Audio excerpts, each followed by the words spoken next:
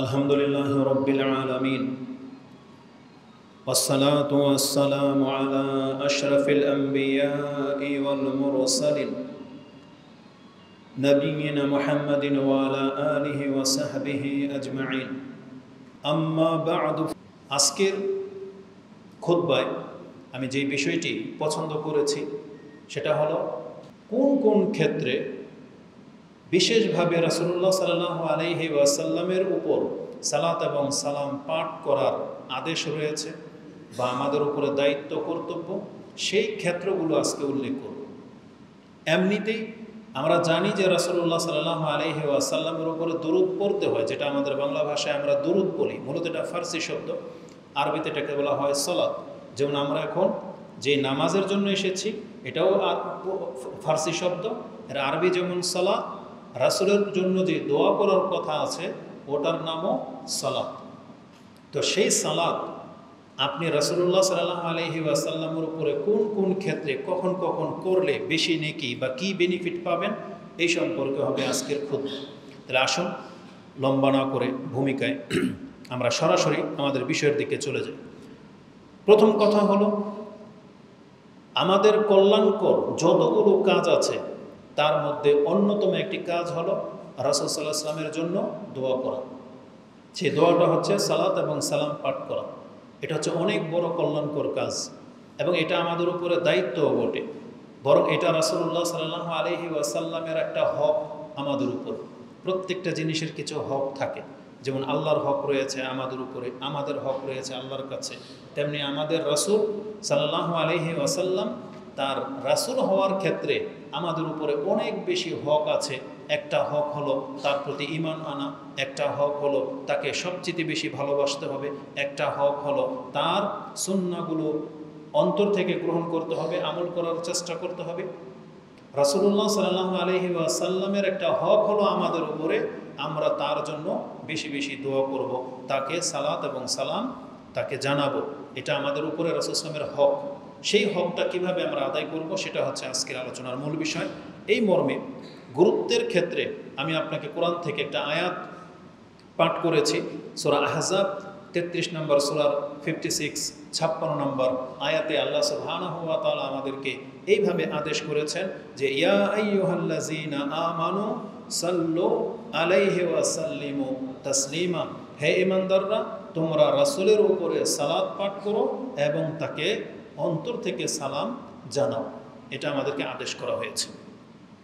এখানে আল্লাহ সুবহানাহু ওয়া তাআলা এই আদেশটা করার পূর্বে তিনি তার নিজের সম্পর্কে বলেছেন যে রাসূলুল্লাহ সাল্লাল্লাহু আলাইহি ওয়াসাল্লামের মর্যাদা কি আমার কাছে জেনে নাও, যে আমি আল্লাহ নিজে রাসূলের উপরে সালাত পেশ করে থাকি এবং ফেরেশতারাও রাসূলের উপরে সালাত পেশ করে থাকে।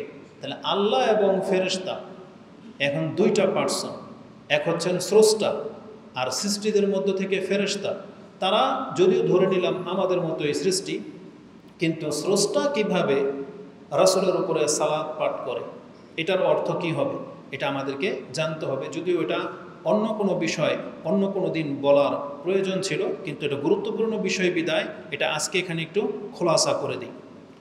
সালাত মূলত দোয়া, যেমন আমরা বাংলায় বলি দোয়া। দোয়া আরবি শব্দ, ওটার অর্থ আপনি বুঝে যান যে দোয়া করেন, মানে আপনি তখন বুঝতে পারেন আপনাকে কি আদেশ করা হয়েছে। যখনই একটা ব্যক্তি বসে মোনাজাত করতেছে বা দোয়া করতেছে, আপনি অপর ব্যক্তিকে বলতেছেন যে উনি দোয়া করতেছেন। একে অপরের কাছে আমরা যখন চাই, কি চাই, যে আমার জন্য দোয়া করেন, তার মানে দোয়া শব্দটা আমরা বুঝি।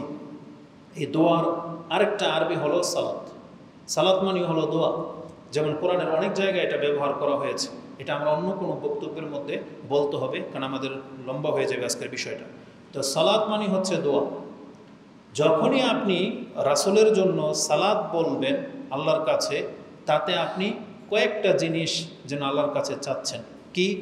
একটা হলো আল্লাহ তাকে ক্ষমা করা হোক, আল্লাহ তার উপর রহম করুক, আল্লাহ তাকে বরকত দিক, আল্লাহ তাকে মর্যাদাবান করুক। এই সবগুলো জিনিস সালাত শব্দের মধ্যে আছে। মানে এক কথায় সালাত বললে এতগুলো কিছু চাওয়া হয়। এটা আপনি একটা নয়, একাধিক হাদিস বা কোরআনের আয়াত থেকে প্রমাণ করা সম্ভব। আপাতত জেনে নেন সালাত শব্দের মধ্যে অনেকগুলো জিনিস একসাথে মিক্স করা আছে, যেটাতে একটা শব্দ দিয়ে আল্লাহ সুবহানাহু ওয়া তাআলা ব্যবহার করেছেন।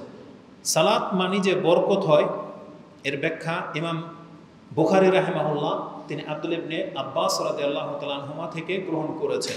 এই আয়াতের তাফসিরে বুখারীতে আপনি 65 নম্বর অধ্যায় কিতাবুত তাফসিরে যাবেন, তাতে 33 নম্বর সূরার এই আয়াতের তাফসিরে গেলে দেখতে পাবেন ইমাম বুখারী বলেন কালা ইবনু আব্বাস রাদিয়াল্লাহু তাআলা আনহুমা বলেন, ইউসাল্লুন, তারা রাসূল সাল্লাল্লাহু উপরে যে সালাত পাঠ করে এর মানে কি, ইউবাররিকুন, তারা তার বরকতের জন্য দোয়া করে।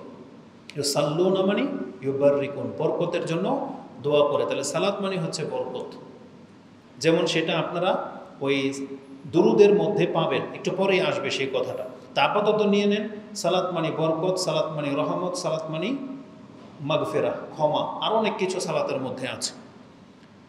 আর আল্লাহর সালাত মানে কি, আল্লাহ যে রাসূলের উপরে সালাত পেশ করে, এটার অর্থ কি হবে?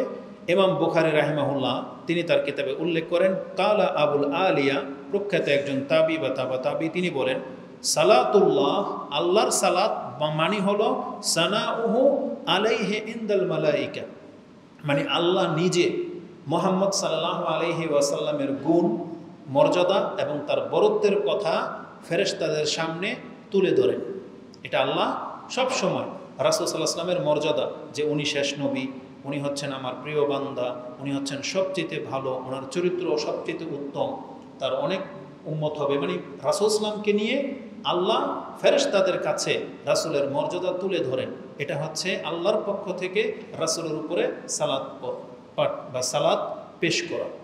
মানে আল্লাহ তাকে তার মর্যাদার কথা শুধু ফেরেশতা কেন, আল্লাহ আমাদের কাছে পর্যন্ত রাসূলুল্লাহ সাল্লাল্লাহু আলাইহি ওয়াসাল্লামের মর্যাদার কথা তুলে ধরেছেন কোরআনের বেশ কিছু আয়াতে। তো এটা হলো আল্লাহর পক্ষ থেকে রাসূলের উপরে সালাত। আর ফেরেশতাদের সালাত কি? তখন তিনি বলেন ওয়াসালাতুল মালাইকা, এর মানে হলো আদ-দুআউ, মানে ফেরেশতারা আল্লাহর কাছে ওই জিনিসগুলোই চায় যেগুলো আল্লাহ তাকে দিয়ে থাকেন, যে আল্লাহ মুহাম্মদের উপরে বরকত নাজিল করা হোক, তার পরিবারের উপরে বরকত নাজিল করা হোক, আল্লাহ তাকে তুমি ক্ষমা করো, আল্লাহ তাকে তুমি উচ্চ মর্যাদায় দাও, এটা ফেরেশতারা তলব করে। আর ওই কথাটাই আল্লাহ আমাদেরকে জানিয়েছেন, যখন আল্লাহ নিজে মুহাম্মদ সাল্লাল্লাহু আলাইহি ওয়াসাল্লামকে এতটা মূল্যায়ন করেন, ফেরেশতারা যখন আমার কাছে দোয়া করেন, তাহলে তোমরা কেন বাকি থাকবে? হে ঈমানদাররা, তোমরাও এই মুহাম্মদ সাল্লাল্লাহু আলাইহি ওয়াসাল্লামের উপরে সালাত পেশ করো। খুব সূক্ষ্মভাবে দেখলে আয়াতের প্রথমে কি আছে? ইন্নাল্লাহা ওয়া মালাইকাতাহু ইউসাল্লুনা আলান নবী, আল্লাহ এবং ফেরেশতাদের ক্ষেত্রে শুধু সালাত শব্দটা আছে, কিন্তু আমাদের ক্ষেত্রে আল্লাহ সুবহানাহু ওয়া তাআলা বলছেন শুধু সালাত যথেষ্ট হবে না, আমার নবীকে তোমাদেরকে সালামও দিতে হবে। সালাত এবং সালাম দুইটা। তাহলে সালাত এবং সালাম দুইটা ভিন্ন জিনিস, এক জিনিস না। যেটা আল্লাহ এখানে দুইটা শব্দ বলেছেন, সাল্লু আলাইহি ওয়া সাল্লিমু তাসলিমা। তাহলে আমরা আজকে শিখব যে এই সালাত এবং সালাম কি এবং কিভাবে রাসূলুল্লাহ সাল্লাল্লাহু আলাইহি ওয়াসাল্লামের উপরে পেশ করতে হয়। তো আল্লাহর পক্ষ থেকে যখন বলা হয়েছে যে সাল্লু, তোমরা আমার নবীর উপরে সালাত পেশ করো, পাঠ করো, সেটা কি? সাহাবায়ে কেরামরা সেটা বোঝে নাই সেটা কি, কারণ এই শব্দটা নতুন নাজিল হয়েছিল। তখন সাহাবায়ে কেরামদের মধ্য থেকে তারা রাসূল সাল্লাল্লাহু আলাইহি ওয়াসাল্লামকে প্রশ্ন করেছেন। সেই প্রশ্নটা এইরকম ছিল, ফাকাল লাহু, রাসূল সাল্লাল্লাহু আলাইহি ওয়াসাল্লামকে বললেন, বাশির ইবনু সাদ একজন সাহাবী, আমারনাল্লাহু তাআলা আন নুসাল্লি আলাইকা ইয়া রাসূলুল্লাহ, আমরা তো আল্লাহর পক্ষ থেকে আদেশ প্রাপ্ত হয়েছি আপনার উপরে সালাত পেশ করার জন্য। তাহলে কাইফা নুসাল্লি, ফাকাইফা নুসাল্লি আলাইকা, আপনার উপরে কিভাবে আমরা সালাত পাঠ করব? এটা এইভাবে জিজ্ঞাসা করা হয়েছে। রাসূলুল্লাহ সাল্লাল্লাহু আলাইহি ওয়াসাল্লাম নিজে থেকেও যা খুশি তা বলে দেন নাই। যখনই এইভাবে প্রশ্ন করা হয়েছে, সাহাবী বলতেছেন ফাসাকাতা রাসূলুল্লাহ সাল্লাল্লাহু আলাইহি ওয়াসাল্লাম, তখন প্রশ্ন শুনে রাসূলুল্লাহ চুপ হয়ে গেলেন, কিছু বলছেন না। অন্যান্য সাহাবীরা ভাবতেছেন হাত্তা তামান্নায়ান্না আন্নাহু লাম ইয়াসআলু আনহু, আমাদের কেন যেন মনে হইল যে এই প্রশ্নটা করা মনে ঠিক হয়নি, রাসূলুল্লাহ জবাব কেন দিচ্ছেন না। মূলত তা না, বরং ওই সময়টুকুর মধ্যে আল্লাহর পক্ষ থেকে তাকে জানানো হয়েছে যে এটা হলো সালাত। তারপরে সুম্মা কাল, তারপরে রাসূল সাল্লাল্লাহু আলাইহি ওয়াসাল্লাম বললেন কুলু, তোমরা এটা বলো। কি বলবে একটু পরে আসতেছে। তো এই শব্দগুলো হচ্ছে ইমাম মুসলিম ইমাম মুসলিমে তার 793 নম্বর হাদিসে আপনি এটা পেয়ে যাবেন যে রাসূল সাল্লামকে সালাত সম্পর্কে জিজ্ঞাসা করা হয়েছিল।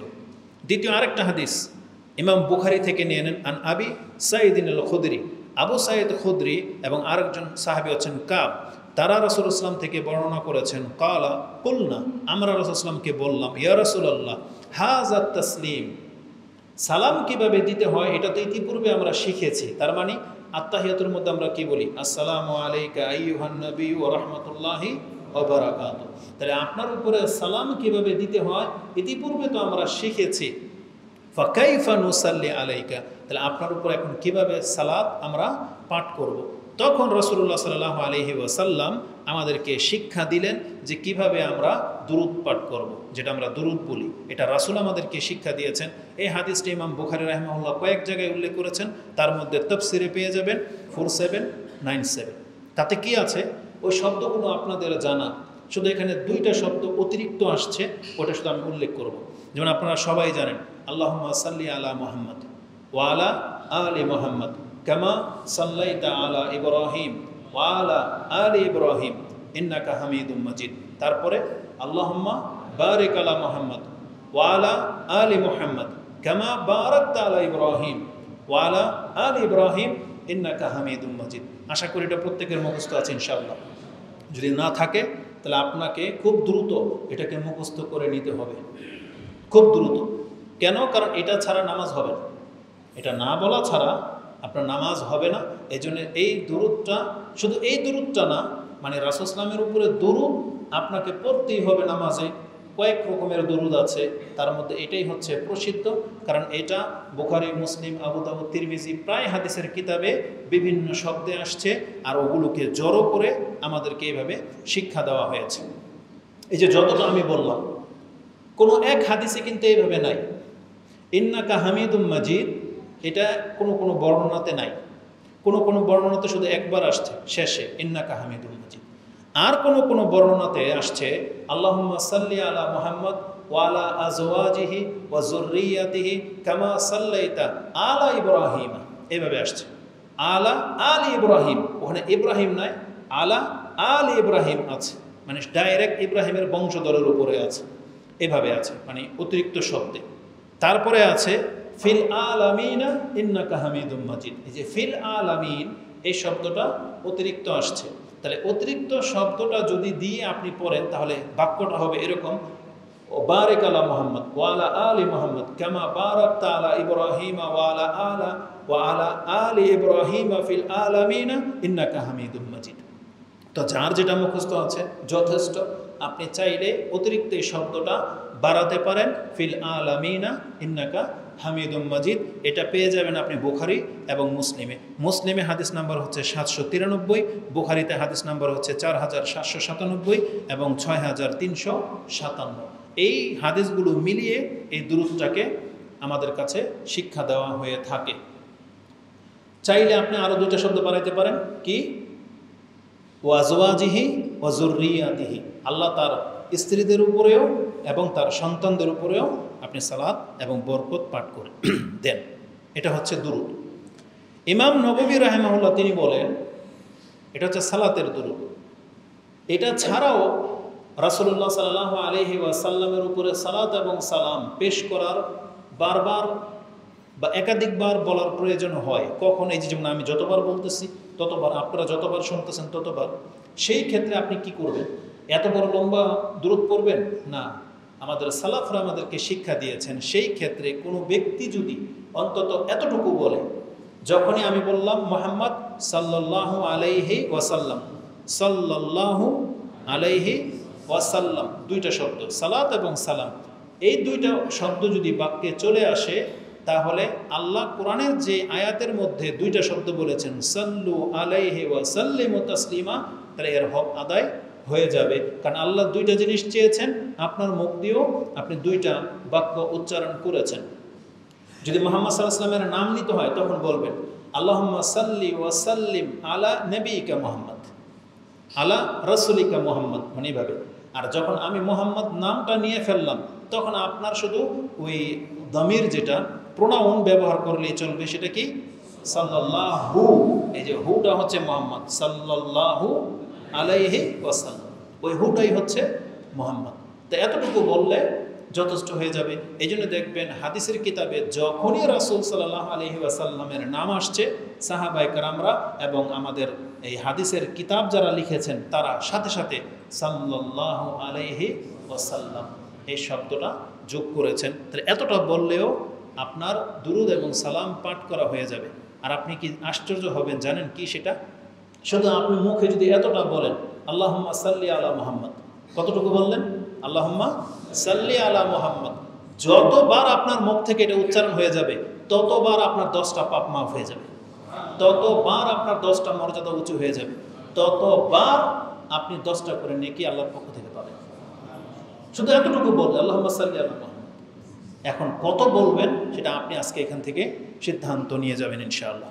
তো এর গুরুত্ব সম্পর্কে বললাম যেমনটা, যে আল্লাহ সুবহানাহু ওয়া তাআলা আমাদেরকে রাসূলের প্রতি সালাত এবং সালাম পাঠ করতে আদেশ করেছেন।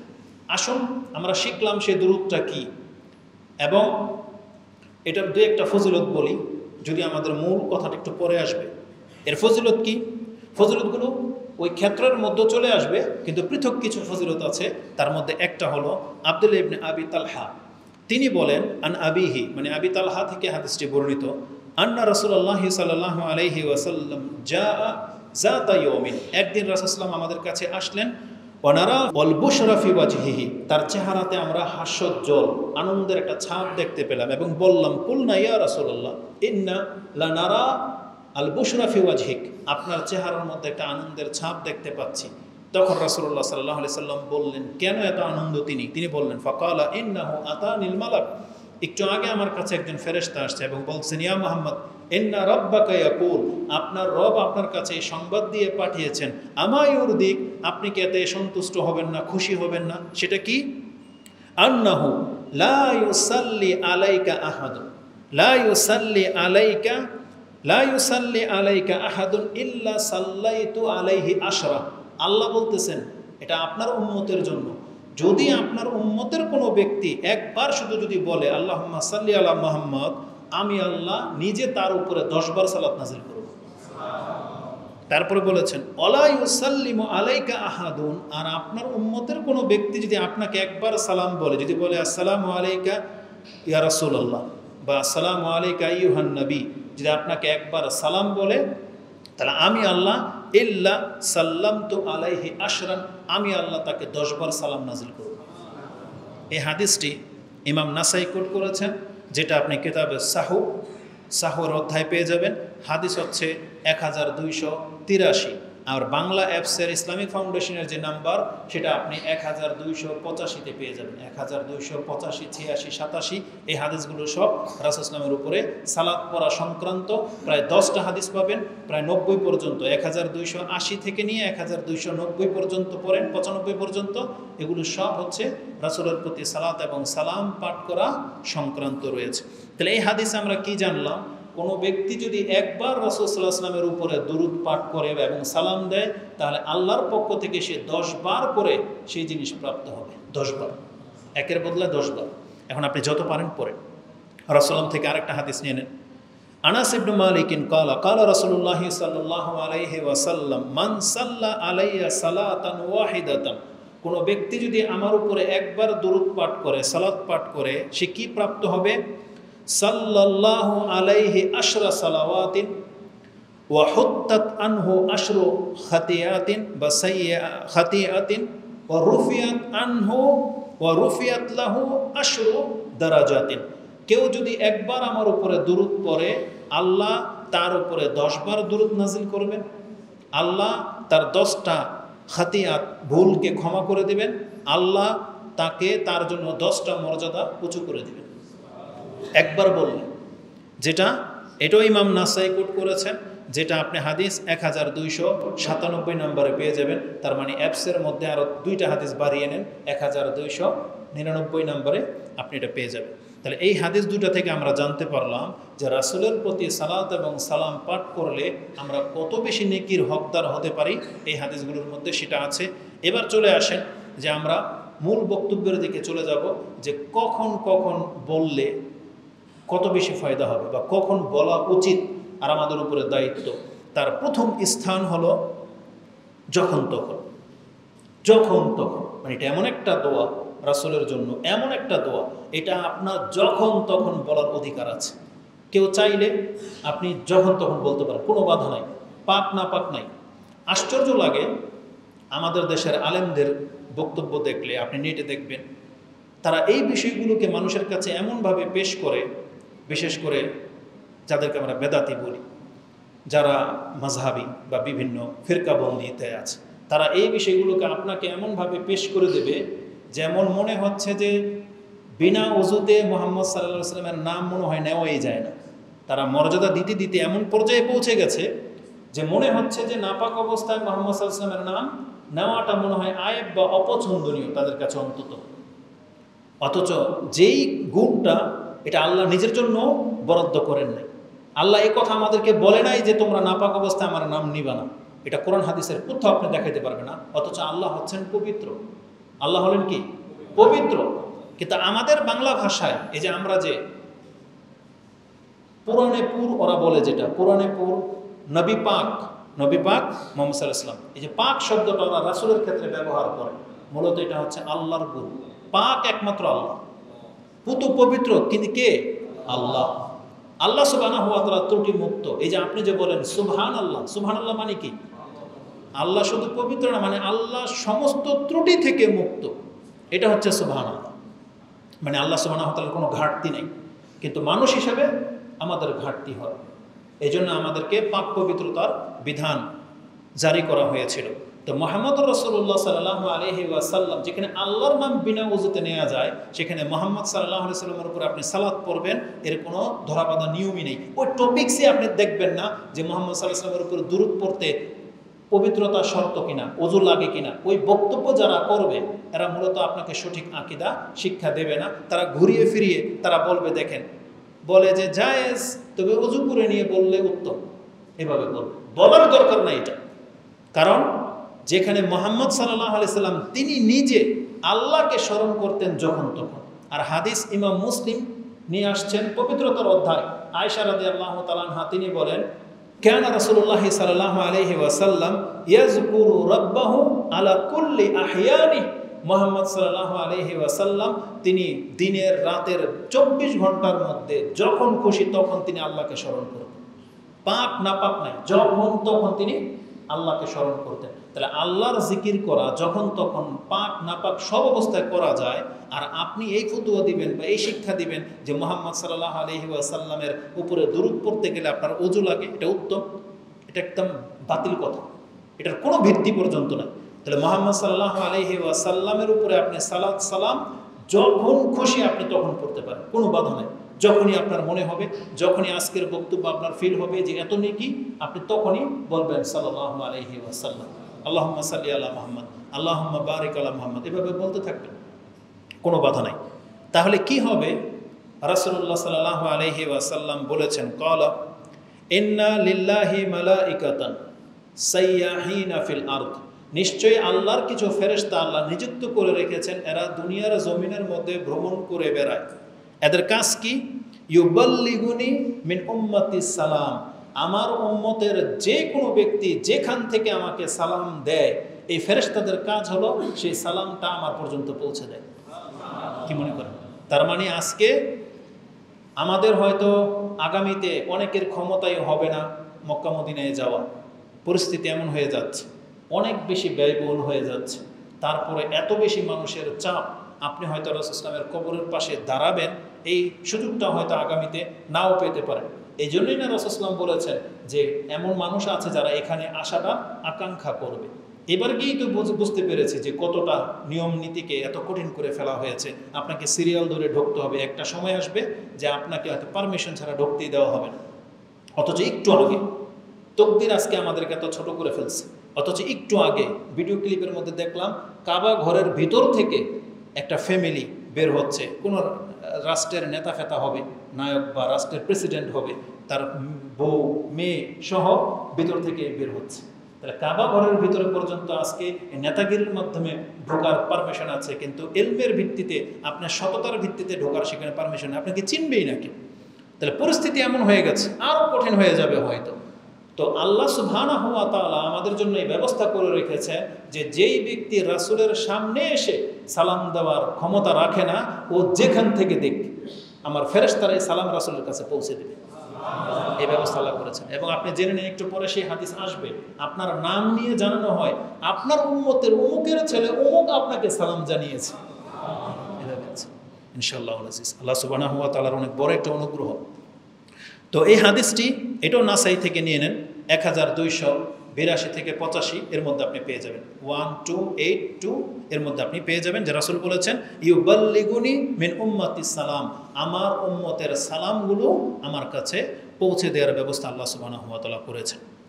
আমি কয়েকটা কিতাব পড়ে যেটা দেখেছি, তাতে তারা 15 থেকে 20টি জায়গা উল্লেখ করেছেন ইবনুল কাইয়িম রাহিমাহুল্লাহ সহ।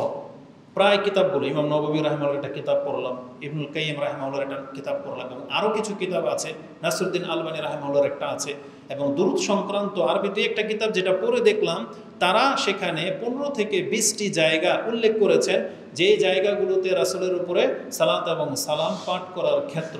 তার একটা হলো, যেমন এখন বললাম, যখন তখন, নোট করেন, যেমন যখন তখন। দ্বিতীয় নাম্বারে আসবে যখনই রাসূলের নাম আসবে, সে যে বলুক আর আপনি শোনেন, দ্বিতীয় এটা, যখনই রাসূলের নাম আসবে। তৃতীয় হলো আজান শুনলে, আজানের পরেই আপনি, আজানের যে দোয়া আছে, দোয়ার আগেই আপনি রাসূল সাল্লাল্লাহু আলাইহি ওয়াসাল্লামের উপরে সালাত এবং সালাম পাঠ করবেন। চতুর্থ হলো মসজিদে আসতে, আপনি বাসা থেকে যখন মসজিদে আসেন, এই তখন আপনার দোয়ার মধ্যে রাসূলের উপরে দরুদ থাকবে। পঞ্চম হলো মসজিদে ঢোকার সময়, যে আপনি ঢুকতেই রাসূল সাল্লাল্লাহু আলাইহি ওয়াসাল্লামের উপরে সালাত সালাম পাঠ করবেন। ষষ্ঠ হচ্ছে নামাজে, আর এই ষষ্ঠটা হচ্ছে ফরজ, রুকুন, কারণ এখানে আপনি যদি রাসূলের উপরে সালাত সালাম না পড়েন, আপনি নামাজই হবেন। তাহলে 6 নম্বর হচ্ছে নামাজে। 7 নম্বর হচ্ছে জানাজার নামাজে। যারা জানাজার দোয়া জানেন তারা তো জানেন, প্রথম তাকবীরে সূরা ফাতিহা পড়া হয়, দ্বিতীয় তাকবীরের পরেই কি বলা হয়, রাসূলের উপরে দুরূদ পাঠ করা হয়, তাহলে জানাজার সালাতে। 8 নম্বরে আসবে জুমার দিন, এগুলো বিশেষ, যেমন আজকে এই জুমার দিন শুরু হয়েছে গত রাত থেকে, এই আজকের সন্ধ্যা পর্যন্ত যত বেশি পারেন সবচেয়ে বেশি দুরূদ পড়বেন। 8। 9 নম্বরে আসবে, এই যে আমি খুতবা দিচ্ছি, খুতবাতে কিন্তু আমি প্রথমে রাসূল সাল্লাল্লাহু আলাইহি ওয়াসাল্লামের উপরে সালাত সালাম পাঠ করেছি, এবং যে কোনো খুতবায়, একটা বৈঠকের খুতবা হোক, বিয়ের খুতবা হোক, যে কোনো খুতবার মধ্যে রাসূল সাল্লাল্লাহু আলাইহি ওয়াসাল্লামের উপরে সালাত এবং সালাম পাঠ করতে আপনি বাধ্য, এটাও ফরজের আওতায় পড়ে। তারপরে যে কোনো বৈঠকে 10 নম্বরে, এটা শুধু ইসলামিক বৈঠক না, বরং মুসলিমরা যে কোনো জায়গায়, আপনি জায়গা সম্পত্তি ভাগ করার জন্য বসছেন, হজে যাবেন না কোনো পিকনিকে যাবেন বা কোথাও যাবেন, যে কোনো কল্যাণকর কাজে যখন মুসলিমরা একসাথে বসে কোথাও, এমনকি ঘরের ভিতরেও যদি কোনো ফ্যামিলিগত সিদ্ধান্ত নেওয়ার জন্য বসেন, সেই মজলিসে আপনাকে রাসূল সাল্লামের উপরে সালাত এবং সালাম পাঠ করতে হবে, নাহলে এটা কিয়ামতের দিন আপনার জন্য আক্ষেপের কারণ হয়ে যাবে। প্রত্যেকটা দলিল আমি দেবো। তাহলে আমি 10 নম্বরে পেলাম। 11 নম্বর হলো ক্ষমা, ইস্তিগফার, বা আপনার বিশেষ যখন কোনো দোয়া করার প্রয়োজন হয়, আপনি একা যখন দোয়া করতে বসছেন, আপনি আল্লাহর প্রশংসা করবেন, রাসূল সাল্লাল্লাহু আলাইহি ওয়াসাল্লামের উপরে দুরূদ পাঠ করবেন। এটা আপনার দোয়া কবুল হওয়ার সবচেয়ে বেশি গ্রহণযোগ্য জায়গা। হয় প্রথমে পড়েন অথবা শেষে পড়েন, যেমন আপনি আল্লাহর কাছে যেটা চেয়েছেন, এটা পড়ার পরে যখন আপনি দোয়া শেষ করে দিবেন, তখন একবার রাসূল সাল্লাল্লাহু আলাইহি ওয়াসাল্লামের উপরে সালাত সালাম পাঠ করে নেন। এটা হচ্ছে 11 নম্বর।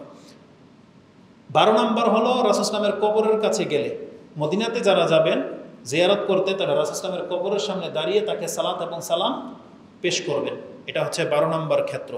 13 নম্বর হলো যখন কোনো ব্যক্তি দুশ্চিন্তাগ্রস্ত হয়, আপনি ব্যথিত আছেন, কষ্ট ফিল হচ্ছে, আপনার রাসূল সাল্লামের উপরে সালাত এবং সালাম পাঠ করেন। 14 হলো সাফা মারওয়া যখন সাই করা শুরু হয়, তাহলে শুরুতেই কাবাঘর দেখে আল্লাহর তাকবীর যখন পাঠ করা হয়, ওই সময় রাসূল সাল্লামের উপরে সালাত সালাম পাঠ করার কথা পেলাম। 15 নম্বরে পেলাম সকাল সন্ধ্যায়। কেন এটা আমি সবার শেষে উল্লেখ করলাম, কারণ এই যে সাফা মারওয়া সাই করার সময় রাসূলের উপরে দুরূদ পড়ে, এটা রাসূল থেকে তো প্রমাণ নাই, তবে এটা আবু বকর সিদ্দিক অথবা ওমর রাদিয়াল্লাহু তাআলা আনহু থেকে প্রমাণ রয়েছে। তারপরে মসজিদে আসতে দুরূদ পড়ার কথা যেটা বলেছে, এটা আলী রাদিয়াল্লাহু তাআলা আনহু থেকে তিনি আদেশ করেছে যে তোমরা এটা করো।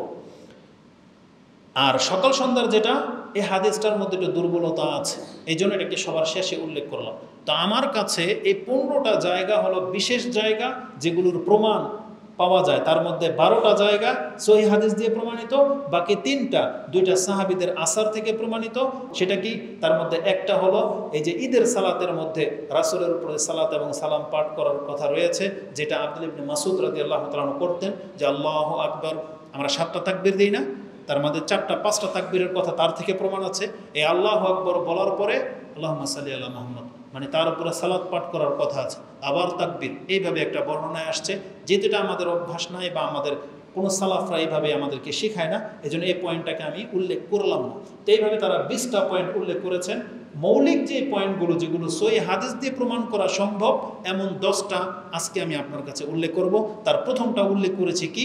যখন তখন। কি করবেন? যখন তখন রাসূল সাল্লাল্লাহু আলাইহি ওয়াসাল্লামের উপর আপনি সালাত পাঠ করবেন, এটা হচ্ছে প্রথম। এবার 2 নাম্বার থেকে আসি, সেটা কি? রাসূলুল্লাহ সাল্লাল্লাহু আলাইহি ওয়াসাল্লামের নাম আসলেই আপনি সালাত এবং সালাম পাঠ করবেন। এই মর্মে রাসূল সাল্লাল্লাহু থেকে যেটা পাওয়া যায়, রাসূল সাল্লাল্লাহু বলেছেন যে আল বখিল আল্লাজি মান যুকিরতু ইনদাহু ফালাম ইউসাল্লি আলাই, ওই ব্যক্তি হচ্ছে কৃপণ। আরেক বর্ণনায় ইন্নামাল বখিল, নিশ্চয়ই সেই সবচেয়ে বড় কৃপণ কে? যার কাছে আমার নাম উচ্চারণ করা হলো অথচ আমার উপরে সালাত পাঠ করা হলো না, সে আমার উপরে দুরূদ পড়লো না, তাহলে এই ব্যক্তি হচ্ছে কৃপণ। তাহলে এটা একটা বদগুণ দিকে আপনাকে তিরস্কার করেছেন।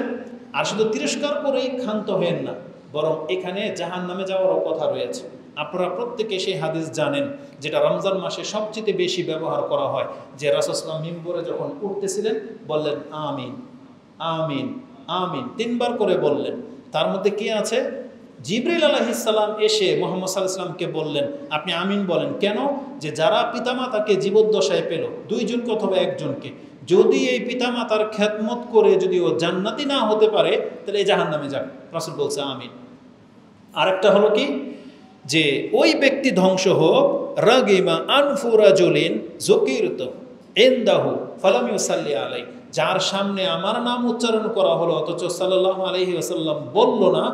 জিবরিল বলতেছেন এই ব্যক্তি ধ্বংস হবে, আপনি আমিন বলেন। রাসূল বলছে হ্যাঁ আমিন। এবং ওই হাদিসটার মধ্যে জাহান্নামে যাওয়ার কথা রয়েছে, ফাদাখালান নারা ফাআবাদাহুল্লাহু কুল আমিন ফাকুলতু আমিন, আপনার উপরে যে ব্যক্তি দুরূদ পড়বে না এ জাহান্নামে যাবে এবং আল্লাহকে হালাক করুক, আপনি আমিন বলেন। রাসূল বলছে আমিন। এই হাদিসগুলো কোথায় পাবেন? আপনি হাদিসটি পেয়ে যাবেন তিরমিজিতে 3545 3545 এবং সহিহ ইবনে হিব্বানে জাহান্নামের কথা আছে, যেটা 907 নম্বর আপনি পেয়ে যাবেন। তাহলে আমরা এখানে 2 নম্বরে পেলাম যে রাসূলুল্লাহ সাল্লাল্লাহু আলাইহি ওয়াসাল্লামের নাম আসলেই আপনি কি করবেন? দুরূদ পাঠ করবেন। 3 নম্বর পয়েন্ট খুব দ্রুত বলে দিই, সময় যেতে চলে যাচ্ছে। 3 নম্বর জায়গা হচ্ছে সালাত, নামাজে। নামাজের মধ্যে আপনি সালাত পড়তে বাধ্য, দুরূদ ছাড়া নামাজ হয় না। এখন কেউ যদি নামাজে দুরূদ পড়ে তার মর্যাদাটা কি সেটা একটু উল্লেখ করি। আব্দুল্লাহ ইবনে মাসউদ রাদিয়াল্লাহু তাআলা তিনি বলেন যে আমি নামাজে মসজিদে ঢুকলাম, নামাজ পড়লাম, তখন রাসূলুল্লাহ সাল্লাল্লাহু আলাইহি সাল্লাম, আবু বকর এবং ওমর একসাথে ছিলেন এবং রাসূল সাল্লাল্লাহু আলাইহি শুনতে পেয়েছেন যে আমি দোয়া করতেছি, আত্তাহিয়াতু তাশাহুদ পড়তেছি। তিনি বলতেছেন তখন ফাজালাস্তু, আমি বসলাম, নামাজে বৈঠকে বসলাম। তখন তিনি বললেন যে আমি প্রথমে আল্লাহ সুবহানাহু ওয়া তাআলার গুণগান করলাম, মানে যে আত্তাহিয়াতু যেটা বলেন না, আত্তাহিয়াতুর কথাই আছে এখানে, আত্তাহিয়াতু বললাম। সুম্মা সাল্লাইতু আলান নবী, এবং আমি রাসূল সাল্লাল্লাহু আলাইহি ওয়াসাল্লামের উপরে সালাতও করলাম। সুম্মা দাউতু লিনাফসি, এখন আমি আমার জন্য দোয়া চাচ্ছিলাম। যখনই রাসূল সাল্লাল্লাহু আলাইহি ওয়াসাল্লাম শুনলো যে আমি আল্লাহর প্রশংসাও করলাম, রাসূলের উপরে সালাতও পড়লাম এবং আমি আমার নিজের জন্য কিছু চাচ্ছি, তখন পেছন থেকে রাসূল আমাকে বললেন, ফাকাল নবী সাল্লাল্লাহু আলাইহি ওয়াসাল্লাম সালতুতা সালতুতা, তুমি চাইতে থাকো, এখন তুমি যা চাইতে থাকবে আল্লাহ তোমাকে তাই দিতে থাকবে। তার মানে এই হাদিসের এই শব্দটা আপনি পেয়ে যাবেন তিরমিজিতে 593-তে রয়েছে। আর নাসাইতে কি আছে? এক ব্যক্তি এসে নামাজ পড়লো, বসলো, কিন্তু সেই ব্যক্তি আল্লাহর প্রশংসাও করে নাই, রাসূল সাল্লামের উপরে দোয়াও করে নাই, সে নিজের জন্য শুধু দোয়া করলো। রাসূল সাল্লাম বললেন আজ্জালতা আইয়ুহাল মুসাল্লি, হে মুসাল্লি তুমি তাড়াহুড়া করে ফেললা। তখন এই ব্যক্তি যখন সালাম ফিরিয়ে দিল, তখন রাসূল তাকে শিক্ষা দিলেন সুম্মা আল্লামাহুম, তখন রাসূলুল্লাহ তাদেরকে শিক্ষা দিলেন যে কিভাবে নামাজ পড়তে হয়। তার মানে আত্তাহিয়াতু শিখালেন, দুরূদ শিখালেন এবং বললেন এখন তুমি আল্লাহর কাছে যা চাওয়া চাইবা। এর পরের ঘটনা, ওরাজুলুন ইউসাল্লি, তারপরে আরেক ব্যক্তি আসলো, সালাত পড়লো। সেই ব্যক্তি কি করেছে? ফামাজ্জাদাল্লাহু ওয়া হামিদাহু, সে আল্লাহর বরত্ব প্রশংসা করলো, আল্লাহর গুণগান করলো। ওয়া সাল্লা আলান নবী, এবং আল্লাহর রাসূল সাল্লামের উপরে সালাত পাঠ করলো। ফাকালা রাসূলুল্লাহি সাল্লাল্লাহু আলাইহি সাল্লাম, তখন রাসূল সাল্লাম তাকে পেছন থেকে বললেন, উদউ তুজিব, তুমি এখন আল্লাহকে ডাকো, দোয়া করতে থাকো, এখন তোমার ডাক কবুল করা হবে। ওয়াসাল তুতা, ওই কথাটাই, এবং তুমি চাও তোমাকে দেওয়া হবে। তার মানে নামাজে যদি আপনি যখন আত্তাহিয়াতু পড়েন, দুরূদ পড়ে ফেললেন, এখন আপনি আল্লাহর কাছে যা চাওয়ার চান, এই অন্তর থেকে চান। আমরা তো আসলে এতদিন চাইতাম, এমন না যে আমরা চাই না, অনেকে হয়তো চাইতেন, কিন্তু এখন থেকে এটা অনুভব করে চাইবেন যে আমার এখন দোয়া কবুল হবে। কেন? আমি রাসূলের উপরে সালাত সালাম পাঠ করেছি। এই হাদিসটা নাসাইতে রয়েছে, 1284 নম্বরে আপনি পেয়ে যাবেন। তাহলে আমরা 3 নম্বরে পেলাম নামাজে আপনাকে রাসূলের প্রতি দুরূদ পাঠ করতে হবে। চতুর্থ ইম্পর্টেন্ট জায়গা, সেটা হচ্ছে আজান। আজান যখন শুনবেন তখন আপনি সালাত এবং সালাম পাঠ করবেন। এই সম্পর্কে সরাসরি রাসূল থেকে আদেশ করা হয়েছে, ইজা সামিয়তুমুল মুআজ্জিন ফাকুলু মিসলু মা ইয়াকুলু, মুয়াজ্জিন যা বলে তোমরা হুবহু তাই বলবো। তার মানে কি? যখন বলে আল্লাহু আকবার আল্লাহু আকবার, আপনি কি বলবেন? আল্লাহু আকবার। আশহাদু আন্না মুহাম্মাদুর রাসূলুল্লাহ, আপনিও বলবেন তাই নাকি? সাল্লাল্লাহু আলাইহি ওয়াসাল্লাম বলবেন না, যা মুয়াজ্জিন বলবে আপনি তাই বলবেন। শেষে কি করবেন?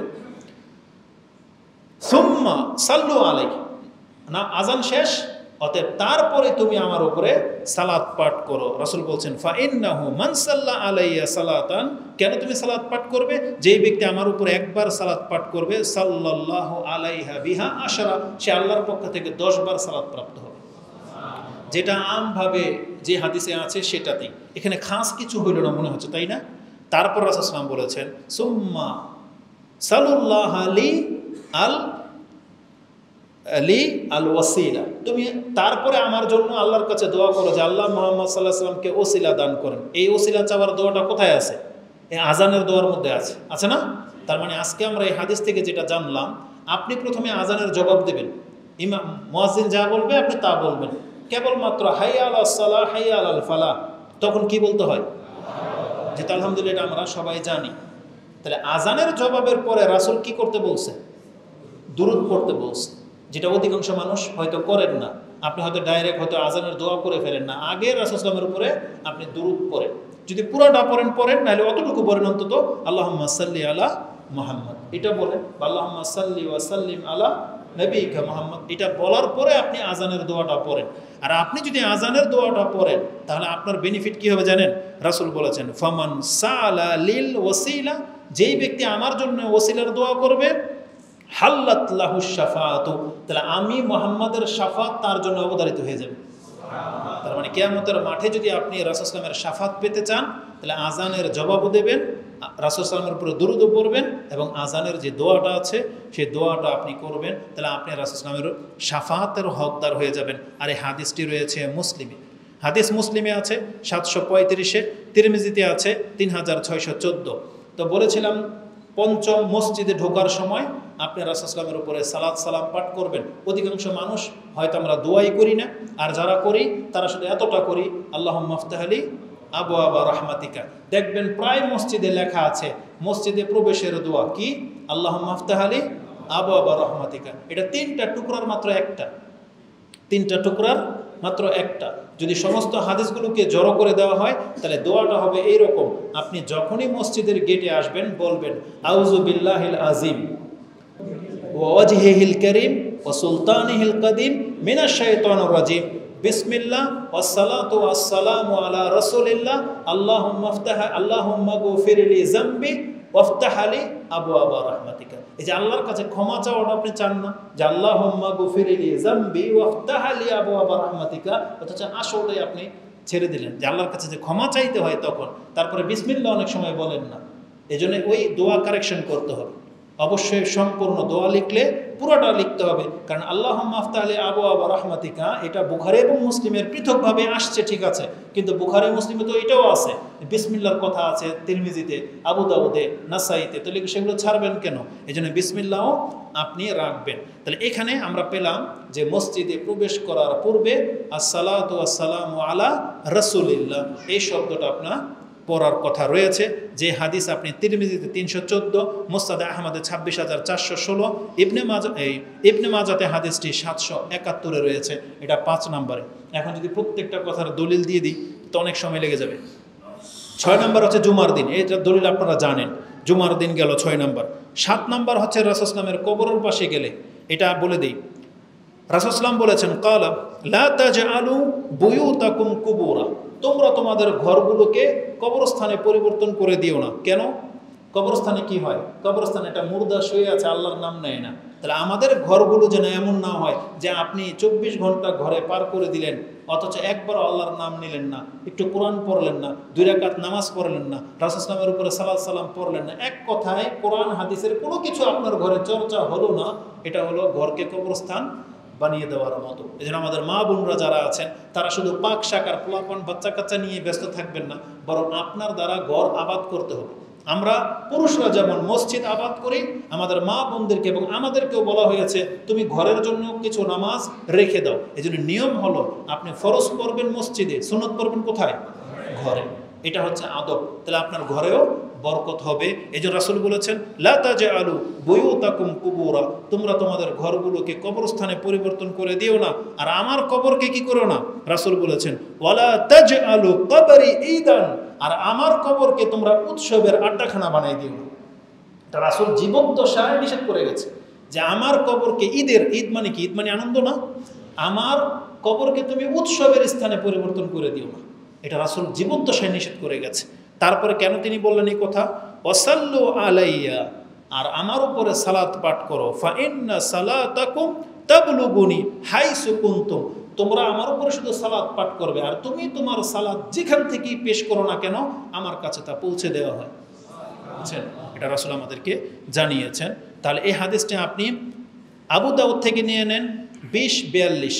তাহলে এখানে রাসূলের কবরের পাশে গিয়ে সালাম সালাত দিতে হয় এ কথা উল্লেখ নাই, কিন্তু আমি কেন বললাম? কারণ ইমাম আবু দাউদ রাহিমাহুল্লাহ এই হাদিসটি কবর জিয়ারতের অধ্যায়ে এনেছেন। কবর জিয়ারতের অধ্যায় এনেছেন, হজের অধ্যায়, যে রাসূল সাল্লামের কবরের জিয়ারত করতে যখন আপনি যাবেন তার মানে সেখানে আপনি সালাত এবং সালাম পেশ করবেন। তো রাসূল মুসনাদ আহমদের ভাষা হলো এরকম, লা তাত্তাখিজু কবরি ঈদান, তোমরা আমার কবরকে উৎসবের স্থানে রূপান্তর করে নিও না, ওটাকে উৎসবের জায়গা হিসেবে গ্রহণ করো না। রাসূল নিষেধ করেছেন ও ঈদান ও হাইসুমা কুনতুম ফাসাল্লু আলাই, তোমরা যেখানে থাকো না কেন আমার উপরে তোমরা সালাম পেশ করো। এটা মুসনাদ আহমদের শব্দ রয়েছে। মা মিন আহাদিন ইউসাল্লিমু আলাইয়া ইল্লা রাদ্দাল্লাহু আলাইহি রূহ, এই সম্পর্কে 2-3টা হাদিস আছে, খুব কঠিন, একটু স্মরণ করিয়ে দিই, কারণ আমাদের সমাজে এগুলোই বেশি প্রচলন ঘটে। এই যে যতগুলো হাদিস আমি বলেছি দেখবেন যে এরা এগুলো বলে না, এরা বুখারী, মুসলিম, আবু দাউদ, তিরমিজি এইসব হাদিস বলবে না। এমন এমন কিতাব থেকে আপনার কাছে হাদিস পেশ করবে যেটা সহিহ না জয়ীফ, এটা খুঁজতে গেলে আপনার দিন পার হয়ে চলে যাবে। ওই ইমাম দাইলামি, তারপরে ইমাম বাইহাকির কিছু দুর্লভ কিতাব আছে, মানে গরিব, যেগুলো খুব সেন্সিটিভ কথা আছে, যেই কিতাবের মধ্যে জাল কথা পর্যন্ত আছে, সেখান থেকে তারা হাদিস পেশ করে দেয়। তো ওইটার মানে কিভাবে আপনি বুঝবেন? একটা হাদিস নিয়ে নেন। রাসূল বলেছেন মা মিন আহাদিন ইউসাল্লিমু আলাইয়া, যে কোনো ব্যক্তি যখন আমার উপরে সালাম বলে যে আল্লাহুম্মা সাল্লি ওয়া সাল্লিম আলা নবিকা মুহাম্মদ বা আসসালামু আলাইকা ইয়া রাসূলুল্লাহ, এটা যদি বলে ইল্লা রাদ্দাল্লাহু আলাইয়া রূহ, তখন আল্লাহ আমাকে রূহ ফিরিয়ে দেন, মানে আল্লাহ রাসূল সাল্লামের দেহে রূহ ফিরিয়ে দেন, হাত্তা আরুদ্দা আলাইহিস সালাম, যাতে করে আমি ওই ব্যক্তির সালামের জবাব দিতে পারি। তার মানে তার উম্মতের যে কোনো ব্যক্তি যেখান থেকে সালাম দেখ, আল্লাহ একটা বর্ণনা আসছে তার রূহ ফেরত দেওয়া হয়, আর ফেরেশতারাও এসে তাকে জানায় যে অমুক ব্যক্তি আপনাকে সালাম দিয়েছে। তার রূহ যদি দেওয়া না হয় জবাব কেমনে দেবে? এই জন্য আল্লাহ সুবহানাহু ওয়া তাআলা রাসূল সাল্লামের রূহকে ফেরত দিয়ে দেন, তখন তিনি সালামের জবাব নেন। বিষয়টা হলো বারজাখে, কবরের জীবনে যেখানে রাসূল আছেন, সেটা আমাদের দুনিয়ার সাথে মিলবে না। মিলবে না, কারণ সেখানকার এক মুহূর্ত আমাদের পৃথিবীর কয়েক শত বছর, হয়তো হাজার বছর পার হয়ে চলে যাবে। তো এতটা ব্যাপার। এই হাদিসটা সহি বিদায় আমি আপনার কাছে পেশ করলাম, যেটা ইমাম আবু দাউদ কোট করেছেন, নাসিরুদ্দিন আলবানী এটাকে হাসান সহি বলেছেন।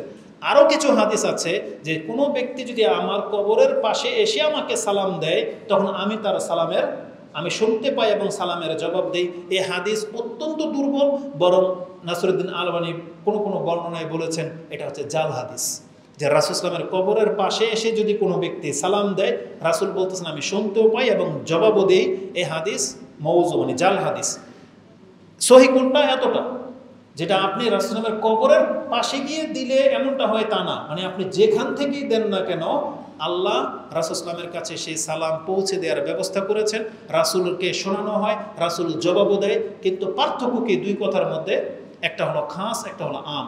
যখন কোনো সাধারণ একটা কথাকে আপনি খাস জায়গায় লাগাই দিবেন, তখন আপনার মধ্যে সেই শিক্ষা চলে আসবে। আপনার কাছে এই যে এখান থেকে সালাত সালাম দিলে অতটা ফিল আসবে না, যতটা ফিল রাসূল আমার কবরের পাশে গিয়ে আপনি দিবেন। এই জন্য হুড়োহুড়ি পারাপারি ওখানে গিয়ে করে মনে হচ্ছে যে রাসূল তার কথা শুনতে পায় এবং এখনো জবাব তাকে দিবে। এই বদাকিদা তখন তৈরি হবে। এই জন্য এটা আপনার মাথা থেকে সরিয়ে ফেলেন। সেখানে শুধু রাসূলের কবরের পাশে গেলে যে এটা হবে তা না, বরং আপনি এখান থেকে সালাত সালাম পাঠান। একই আচরণ আল্লাহ সুবহানাহু ওয়া তাআলা তার সাথে করেন। ফেরেশতারা সেই সালাম বয়ে নিয়ে চলে যায় এবং রাসূল সাল্লামের আত্মা ফেরত দেওয়া হয় এবং তিনি তার জবাব দেন। এটা এখান থেকে। এজন্য কিছু ভুল শিক্ষার কারণে কিছু ভুল আমল তৈরি হয়। এই যে যারা হজে যাচ্ছে, আপনাদের গ্রামের অধিকাংশ মানুষই হয়তো এটা হাজিদেরকে বলেন যে আমার সালামটা রাসূল ইসলামের রওজায় পৌঁছে দিন। এটা বলে কিনা? এটা আমাদের সমাজে এটা প্রচলন ঘটে গেছে। বরং এটা হুজুরদের একটা ধান্দার জায়গা হয়ে গেছে, জানেন? ওই যারা হুজুর তাদেরকে এসে কিছু হাদিয়া ধরাই দেয়, হুজুর আমার সালামটা রাসূল ইসলামের কবরে পৌঁছে দিন। এবং হুজুরও নিজেও নেয় যে কারা কারা আসেন ভিজিট করবেন, আমি আপনাদের সালাম রাসূল ইসলামের কাছে পৌঁছে দিন। এই দায়িত্ব আল্লাহ আমাদের কোনো হুজুরের জন্য বাকি রাখে নাই। এই দায়িত্ব আল্লাহ কাকে দিয়েছেন? ফেরেশতাদেরকে। যে ফেরেশতার টাকাও লাগে না, কিছুই লাগে না, বরং আমানতদার সেই ফেরেশতারা অবশ্যই আপনার সালাম, আর ফেরেশতারা বয়ে নিতে গেলে 4 মাস 5 মাস বা 5-10 দিন লাগবে না। এখন দিয়েছেন, এখন চলে যাবে। কি মনে হয়? অতএব এই শিক্ষাগুলো আমাদেরকে নিতে হবে। তাহলে যতগুলো কথা বলেছি প্রত্যেকটার দলিল আমার কাছে আছে, কিন্তু বলতে গেলে অনেক সময় লেগে যাবে। মাত্র 6টা বলছি, আরও 6 আর 4টা, আরও প্রায় 8টা বাকি আছে। তো যাই হোক, যে কোনো বৈঠকে আপনি রাসূলের প্রতি দুরূদ পড়বেন। যদি না পড়েন আর বৈঠক শেষ করে দেন, কি হবে জানেন? রাসূল বলেছেন হাসরাতুন ও নাদামাতুন, কিয়ামতের মাঠে এটা আপনার জন্য আক্ষেপ এবং পরিতাপের বিষয় হবে। হাদিসের শব্দটা হচ্ছে তিরাতান। তিরাতান এর ব্যাখ্যাটা যারা করেছে আমি ওটা শব্দটা বলে দিয়েছি। সেটা কি? হাসরাতান আর নাদামাতান, মানে আপনার অত্যন্ত আক্ষেপ হবে কিয়ামতের মাঠে যে ওই বৈঠকে আমি রাসূল ইসলামের উপরে সালাত এবং সালাম পাঠ কেন করলাম না। এটা আপনার জন্য আক্ষেপ হবে এবং আপনি শাস্তিও পেতে পারেন। এটা এমনটাই ইঙ্গিত রয়েছে। দুশ্চিন্তা এবং বিপদগ্রস্ত অবস্থায় যে বলেছিলাম আপনি রাসূল ইসলামের উপরে দুরূদ পাঠ করেন, একজন সাহাবী বলতেছেন ইয়া রাসূলুল্লাহ, আমি যখন দোয়া করি কতটা আপনার উপরে আমি সালাত পাঠ করব? যদি 1 ঘন্টার দোয়া হয় কতটা পড়লে আমার জন্য কল্যাণকর? আমি যদি 1 ঘন্টার দোয়াকে 20 মিনিট করে 3 ভাগ করি, শুধু 20 মিনিট আমি শুধু আপনার উপরে দুরূদ পাঠ করব। রাসূল বলছে ভালো, তবে যদি বেশি পারো আরও ভালো। সে সাহাবী বলছে তাহলে অর্ধেক, বলছে আরও ভালো। বলছে ইয়া রাসূলুল্লাহ, তখন তিনি বুঝতে পেরেছেন যে কি বলতেছে। বলছে ইয়া রাসূলুল্লাহ, আমি 1 ঘন্টা হোক, 1 মিনিট হোক, 5 মিনিট হোক বা 10 মিনিট হোক, আমি যখনই দোয়া করতে বসবো আমি সেই দোয়াতে যদি আর কিছুই না চাই, শুধু আল্লাহর কাছে শুধু আল্লাহুম্মা সাল্লি আলা মুহাম্মাদ ওয়া আলা আলি মুহাম্মাদ, আমি যদি শুধু বলে আপনার উপরে সালাত এবং সালামই পাঠ করে ছেড়ে দেই, বিষয়টা কেমন হবে? রাসূল কি বলেছে জানেন? যদি তুমি এমনটা করতে পারো, আল্লাহু আকবার, যদি তুমি এমনটা করতে পারো, রাসূল বলেছেন ইজা তুকফা হাম্মাক ওয়া ইউগফারা লাকা যামবাক, তাহলে তোমার যত দুশ্চিন্তা আছে সব দূর হয়ে যাবে, তোমার যত পাপ আছে সব মাফ হয়ে যাবে। অথচ আমরা কত পেরেশানির মধ্যে দিয়ে যাই, কত পাপ নিয়ে বসে আছি, অথচ আমাদের রাসূলের প্রতি সালাত সালাম পাঠ করলে আল্লাহ সেই ক্ষমার ব্যবস্থা করেছেন, সেটা আমরা গ্রহণ করতেছি না। আমাদের প্রত্যেকের সেটা করা উচিত। আমাদেরকে এতটা গাফেল থাকলে হবে না, যেটা আল্লাহ সুবহানাহু ওয়া তাআলা এত ফ্যাসিলিটির ব্যবস্থা আমাদেরকে করে দিয়েছেন রাসূল সাল্লামের মাধ্যমে, যেটা অন্য কোনো নবীর উম্মতরা হয়তো পায়নি, যেটা আমরা পেয়েছি। সর্বশেষ আমি এতটা কথা বলে দিই, কেন আমাদেরকে আজকে এই দুরূদ নিয়ে আমি আপনার কাছে বক্তব্য দিলাম। কারণ আমাদের সালাফদের সম্পর্কে, আমাদের সম্পর্কে কবর মাজার পূজারীরা, এই মাযহাবিরা, বাতিলরা, তারা আপনাকে মিথ্যা ছড়ায় যে আমরা নাকি দুরূদ পড়ি না, আমরা নাকি রাসূল সাল্লাল্লাহু আলাইহি ওয়াসাল্লামের সম্মান করি না, এরা নাকি দুরূদ পড়ে, এরা নাকি মিলাদ পড়ে। অথচ আমাদের সালাফরা আমাদেরকে শিক্ষা দিয়েছেন যে এতগুলো ক্ষেত্র আছে, তোমরা এই সময়গুলোতে একেবারে স্মরণ রেখে অন্তর থেকে তোমরা রাসূল সাল্লাল্লাহু আলাইহি ওয়াসাল্লামের উপরে সালাত সালাম পাঠ করবে, যেটা বেদাতীরা আপনাদেরকে কোনোদিন শিক্ষা দিতে পারবে না। এরা আপনাদেরকে কি শিক্ষা দেবে? এরা বলে না যে রাসূল সাল্লাল্লাহু আলাইহি ওয়াসাল্লামের নাম নিলে সাল্লাল্লাহু আলাইহি ওয়াসাল্লাম বলতে হয়, এটা ইদানিং হয়তো বলে, কিন্তু বিংশ শতাব্দীতে আপনি এই 1400 বছরের মধ্যে এদের কিতাব খোলেন, তেমন কিছু আপনি পাবেন না। এরা আপনাকে শিখায় কি যে রাসূলের নাম নিলে এগুলো করো, এগুলো করে না। আজান শুনলে একটা দলিল দিতে পারবে? একটা দলিল দিতে পারবে না। বরং যে বললাম ইমাম দাইলামি, তারপরে ইমাম বাইহাকির কিছু দুর্লভ কিতাব আছে, সেখানে আবু বকর রাদিয়াল্লাহু তাআলা আনহু থেকে একটা রিওয়ায়াত পেশ করা হয় যে আবু বকর রাদিয়াল্লাহু তাআলা আনহু নাকি এমনটা করতেন, কিন্তু কোনো ভিত্তি পর্যন্ত এর দলিলের কোনো আতাপাতাই নেই, শুধু লেখা আছে বাস। এমনটা হচ্ছে তাদের শিক্ষার ব্যবস্থা। মানে যে কাজগুলোর সাথে কোরআন হাদিসের সম্পর্ক আছে তারা ওইভাবে আপনাকে শেখায় না। যেগুলোতে মজা লাগা আছে, যেগুলোতে আমি এমন এমন হাদিস পেয়েছি যে বললাম না যে আমাদের ইমামরাই 20টা জায়গা উল্লেখ করেছেন, বাকি 8টা কেন আমি আপনার কাছে উল্লেখ করলাম না? কারণ প্রত্যেকটার দলিল খুঁজেছি, তারা নিজেরাই বলছে এ হাদিস দুর্বল, এ হাদিস জাল। তাহলে জাল আর দুর্বল হাদিসের ভিত্তিতে আমাদের আমল আমরা করতে শিখি নাই, এই জন্য ওটাও আমি আপনাদেরকে শেখাবো না। বরং এখানে প্রায় 12 থেকে 13টা জায়গা আছে যেগুলো হাদিস দিয়ে প্রমাণ করা সম্ভব। তো এটা আমরা করলে কিন্তু অনেক কিছু। একবার রিপিট করে দেব, স্মরণে আছে আপনাদের? যখন তখন, যেহেতু এটা শিক্ষা, শুধু খুতবাই না, এটা শিক্ষা, আপনি কিন্তু শিখতে হবে। রাসূল সাল্লাল্লাহু উপরে সালাত সালাম পাঠ করবেন কখন? যখন তখন। দ্বিতীয় গুরুত্ব পাবে কখন? যখন তার নাম আসবে। যখনই রাসূলের নাম নিবেন এবং শুনবেন তখন কি বলবেন? সাল্লাল্লাহু আলাইহি ওয়াসাল্লাম। এখানে একটা কথা বলে দিই, আমাদের বক্তব্য বেদাতীরা তো শোনে, তখন বলবে, আপনাকে ভুল প্রমাণ করাই দেবে। তাহলে এই মৌলবী যে বলল যখন তখন, বা রাসূল সাল্লাল্লাহু নাম আসলেই সাল্লাল্লাহু আলাইহি ওয়াসাল্লাম বলতে হয়, কোরআনে যেখানে আছে ওমা মুহাম্মাদুন ইল্লা রাসূলুন কাদ খালাত মিন ক্বাবলিহির রাসূল, এই আয়াত যখন পড়বে তখন কি আয়াত থামাই দিয়ে বলবে সাল্লাল্লাহু আলাইহি সাল্লাম? না, কারণ এই শিক্ষা আমাদেরকে দেওয়া হয়েছে। কোরআনের আয়াতের মধ্যে যখন মুহাম্মাদুর রাসূলুল্লাহ শব্দ আসবে তখন আপনি সাল্লাল্লাহু আলাইহি সাল্লাম বলবেন না, আয়াত বন্ধ করে দিয়ে। কারণ এটা আপনাদের জানা আছে, এটা কোন সময়? যখন তখন। এই যে এখন খুতবা যেখানে আপনার কথা বলার অধিকার আছে, তখন আপনি সাল্লাল্লাহু আলাইহি সাল্লাম বলবেন। শুধু খালি কোরআনের ওই আয়াত যখন পড়া হবে, বা আজান একটু আগে না বললাম যে আশহাদু আন্না মুহাম্মাদুর রাসূলুল্লাহ, যখন এই শব্দটা আসলো আপনি কি বলবেন?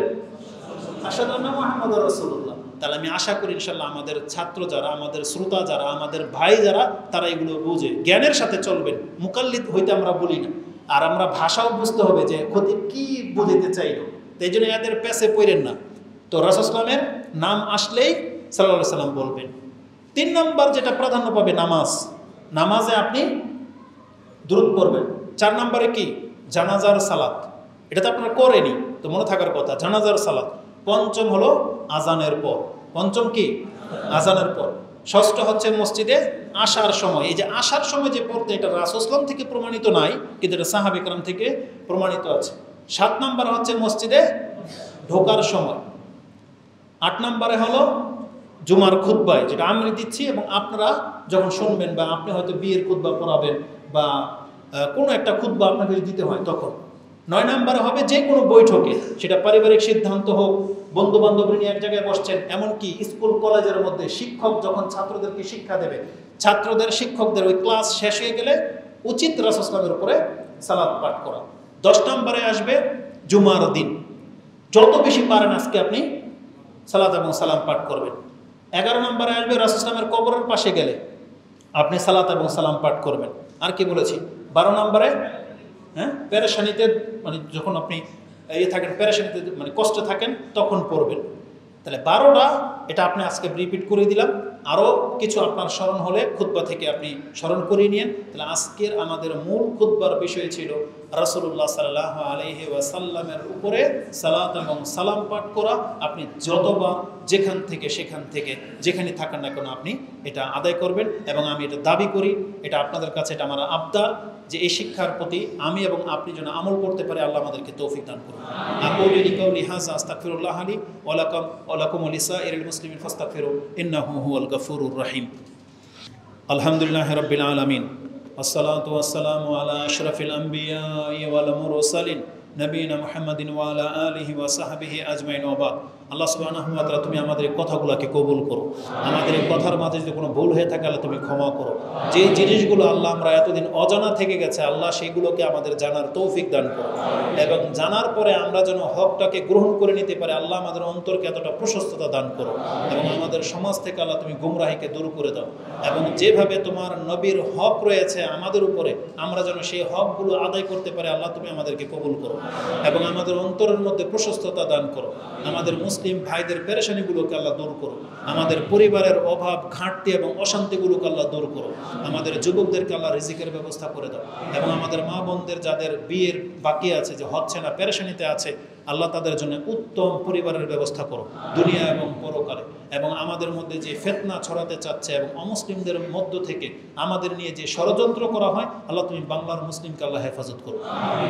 ইব্রাহিম আলাইহিস সালাম যেভাবে মক্কা মদিনার জন্য দোয়া করে গেছেন, মুসলিম হিসাবে আমাদের বাংলাদেশি হিসাবে আমাদের মুসলিমদের উচিত আমাদের দেশ সম্পর্কে দোয়া করা, যেটা আমরা অনেক সময় ভুলে যাই।